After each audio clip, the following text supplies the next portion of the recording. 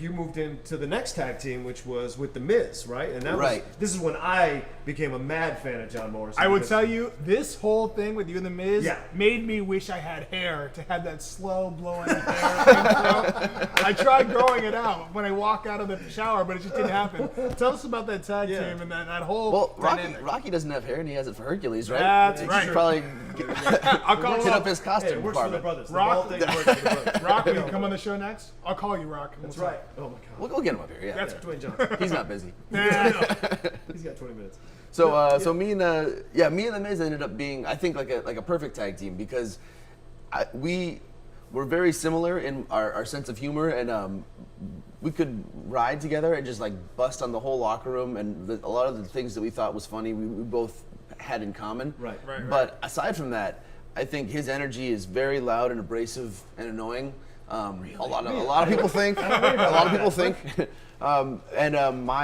My energy a lot of times is a little bit more like soft-spoken and a little bit more of like a quiet confidence. And when you put those two together, I thought what we had was really great chemistry. It really was. And who came up with pairing you guys together? Was that something that you guys had like It wasn't my stumbled idea. into? Was it really? No, I'm just kidding. It was the office's idea. It was something that I think both of us were floating, and when we ended up getting paired together, it was really the best thing that could have happened for both of our careers. Yeah. And I think we made more out of that than anybody expected, and it really worked well for both of us. And I think that was the first time that I personally, based off the Miz, like as his personality, his persona, was able to really like get to the next level of riffing and being myself on camera. And I think the thing that did that for us the most was the dirt sheet. Yeah.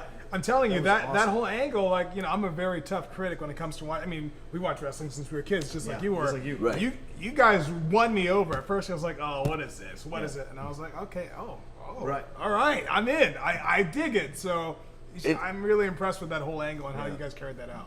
Appreciate it, man. And the thing with shows is if you watch the first episode of anything, like the first episode of Seinfeld even, it kind of sucks. Yeah. It takes some time. Yeah, right? And at the end of the day, I think we ended up doing almost 80 episodes of The Dirt Sheet. Yeah. Which means every week we would be in the car writing an episode, and every time we get to TV, we'd have to get to TV and go to pre-tapes and force the Brooklyn Brawler to put all of his pre-tapes work aside, basically, and shoot The Dirt Sheet. And we usually have an hour. Woo! And so it was just kind of added to our workload and made us think like producers and think about who we are personality-wise. Right. In basically not even only in the ring, but in front of the camera while in a sitting conversational talk show type